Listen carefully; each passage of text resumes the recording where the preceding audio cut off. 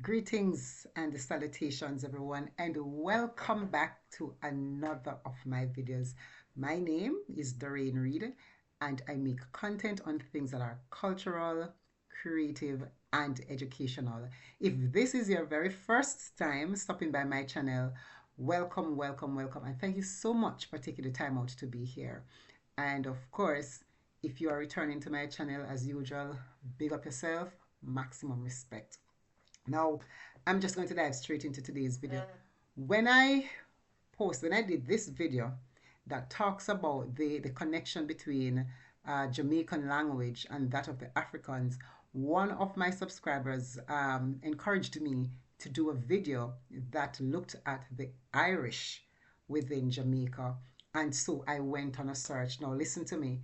The information is just a lot. It's a lot of research because it's a lot of information. The history between Ireland and Jamaica is really rich. And what I'm going to give to you in this video is just a mere touch. Yes, a mere surface. By the way, if you see me looking down, I have my notes. So from time to time, I'm going to be looking away from the camera to look at the screen. So today we are diving into a fascinating chapter in history that connects both Ireland and Jamaica. A lot of times when we talk about the retentions within the Caribbean, we like to talk a lot about the African retentions and we don't speak much about um, the other section, the other sides, like the European and the other people who sometimes come. And so today we are going to look at the Irish influence. So there are some who might not expect these cultures to intertwine, but you best believe that the culture, the connection with these two particular countries run very, very, very, very deep. From the surnames of people to the food and from the places. Yes, the names of the different places that exist. All of these things would have come together to help to create the kind of vibrant and dynamic culture that we have here called Jamaica. And so to understand the Irish influence in Jamaica, we also need to understand the history. Yes, the context, the culture, etc. And so at around maybe within 1655 or within that period of time was when England would have captured Jamaica. Captured, I don't even too love that word, but well, it's capture, it's steep them teeth it, eh? When England would have captured Jamaica from Spain, they needed to populate this new colony that they claimed they have acquired. And so Oliver Cromwell, who was supposed to be the Lord Protector of England at the time, turned to Ireland, where he decided that he was going to get people to come to populate this new colony to work, because remember, by then Ireland and England would have just ended their war that they had, and Ireland was somewhat under the British rule at the time. So they would have been able to go in and forcibly send people to Jamaica. And so as a result of that need to populate this new space, thousands of children, women, and men were forcibly sent to Jamaica. As a matter of fact, Cromwell himself was the one who actually ordered the transportation of these people or these families. Some families were divided, all kinds of things were happening. Now, when the Irish actually came to Jamaica, some of them did not survive. So between disease and the sweltering heat, some of them did not make it because they could not have adapted quite well to whatever it is, that the climate or these new conditions within this particular new space. So Cromwell decided that, guess what? You know what? Maybe if we send children, then that would increase the chances of survival. And so as a result of that, 2,000 children between the ages of 10 to 14 were actually sent to Jamaica, because it's believed that they would have been more adaptable to the climate and having been introduced to it from early, and so chances of survival would have been better. Now, from the Irish who came to Jamaica, all of them who would have survived the conditions here within this space would have contributed to our rich culture one way or another. However, not everyone who came here forcibly. There were some persons who came voluntarily. Some of the Irish, they came voluntarily. During the sugar boom, many of them decided, you know what, we want to go to Jamaica. But even though they did not know what kind of conditions they were coming into, some came nonetheless. For some of them, it worked out well because some of them acquired lands, some of them acquired slaves. Yes, some acquired land and some of them acquired slaves. And of course, you find that this influx of settlers that we have from the Irish, they played a significant role in shaping the fabric of the social fabric and economic fabric too of Jamaica. Because remember, we did not only have the Irish, because remember, we had the Africans who were here as the enslaved people, and of course, we had other indentured people who came here to Jamaica to work. The thing about this too, for some of the for the Irish who came or who were sent here to come and populate the island, they were expected to work for a period. So they were indentured here. They were expected to work for a period, and after a while, they were free. So they did not come to Jamaica and they became full on slaves the way the Africans were enslaved bitterly. They were eventually able to get their freedom and move around. And I believe that is how some of them were able to acquire lands and some of them were able to acquire slaves. So let's now talk about what it is that we can still see today in Jamaica that came from the Africans. Now, what the research indicated is that about 25% of Jamaicans claim Irish ancestry. Let that soak in for a bit. 25%, a staggering 25%. Think about that. That's not a baby figure. As a matter of fact, that is the second largest number to the African ancestry within the Caribbean. So that's a lot. What that is telling us is that we do have a lot of people here. And so because of this 25%, when you put that with what it is that people who claim the African ancestry, and when you put that with the Chinese people who are here from the Chinese descendants, and you put that with all the other people who came here, then we can better understand why is it that Jamaica would have a motto that says out of many one people, because we have so many different people who would have come into this island over the years and would have made this little place on the rock their home. So we can understand why the motto is so fitting, and it is a testament to the rich history that exists here on this little island called Caribbean, called Jamaica. Now, the Irish influence exists in names. Yeah, in many surnames you see them. For example, there were some surnames that I saw like McLaughlin, I saw Crow, Morrison, Maloney, sorry, Harris, O'Connor, O'Hara. All of those names are considered surnames. So if you are watching this video and you have any of those surnames that I would have just called, listen, please note that you are of Irish descent, you're Irish ancestry. So look into your background a bit. Yes.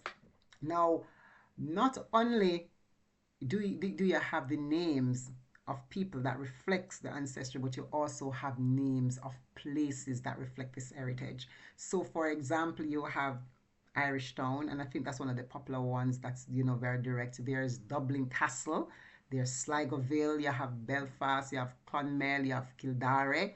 Have you ever heard of any of those names if you're from Jamaica and you are watching? And if you're even watching from Ireland, I'm sure those names would have been familiar to you. So just drop in the comment section and let me hear from your perspective.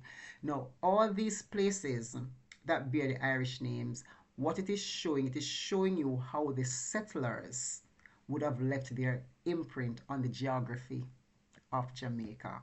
So the Irish influence doesn't only extend to names and places, it also extends to food.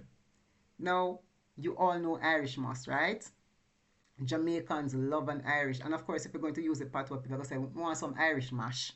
Yes, but Irish moss. So what exactly is that? Is the same thing that we are calling seaweed or sea moss, because Jamaicans are all into smoothie. Everybody's now into smoothie. It's really a very good health staple that everybody is now putting in their smoothie. Well, this power ingredient, and I'm calling it a power ingredient because it is something that everybody wants to use for high protein. So this high protein power ingredient that people are using on their health journey, yes, data has its roots in Ireland. So it's not Jamaican invented like some of us would believe. Yes, it came out of Ireland, and a number of us use it, and men in particular. From I was when I was a small child, I used to believe that it was only a drink for men, because at that time a lot of men used to drink Irish moss. You didn't see women drinking it as much, but now we're in an era of health, and so everybody is making smoothie and they have an Irish moss in it. But Irish moss is not the only one. There's also the Irish potato, as the name suggests. Again, quite versatile, can be used to create a lot of things, a lot of meals, and people quite use it a lot in the Jamaican dishes. Again, it's not Jamaican origin. Yes, it came to us from Ireland through the different people who would have come here to Jamaica. Another way that tells us how good food is at bridging two cultures, because these people came here, they carried these things with them and left it as a legacy for us, and we are all now enjoying the benefits of that, so intertwined that sometimes we don't even take note to realize that, listen, this is not originated in Jamaica, but of course it's a staple within the Jamaican society. And so when you look at it, the Irish coming to Jamaica, their journey started out rather grim and very tragic. Yes, so you came here forcibly, things were bad in your country, you were forced to come into this place that you don't know, a lot of you died, etc. So it started out grim and tragic. However, over time, it has become a vibrant part of the island's history. Yes, the fusion of both cultures would have contributed to this kind of dynamic and diverse culture that we have today. And so, from the shared recipes to the surnames to the names of the places, it is just a powerful reminder of how cultures can blend and how it can evolve in unexpected ways, and just to create something just absolutely beautiful and something fantastic. So, I want to hear from you. What are some of your thoughts on the Irish in Jamaica? Do you know anyone in Jamaica who is of Irish descent? Have you interacted with anyone who is of Irish descent? I'd like to hear your views. Of all the places that would have been mentioned as well that have Irish names, have you visited any of these particular communities or towns in Jamaica? Let me hear your thoughts on this particular video. So I just want to say to you, thank you so much for watching this video, because I particularly like the research that is being done. I'm currently doing more. I'm currently reading even just for my own person, because I'm a lover of history and I'm a lover of culture. Yes, but one thing I can say is that this history and connection between Jamaica and Ireland is really a tale of one of resilience, one of cultural exchange that resulted ultimately into one of unity. And so I particularly love the history of it, and it's still doing some more research. And so I will bring you more information once it is that I have found it and I've put it all together. Yes, that I can share with you about this beautiful island of Jamaica. So looking forward to your comments, looking forward to the interactions that we have in the comments. Until I make another video, take care of yourself, stay blessed, walk good, and as Miss Lou would say, make good duppy follow you. And while you're at it, before you go, don't forget to like, comment, and subscribe to my channel. Thank you so much for watching.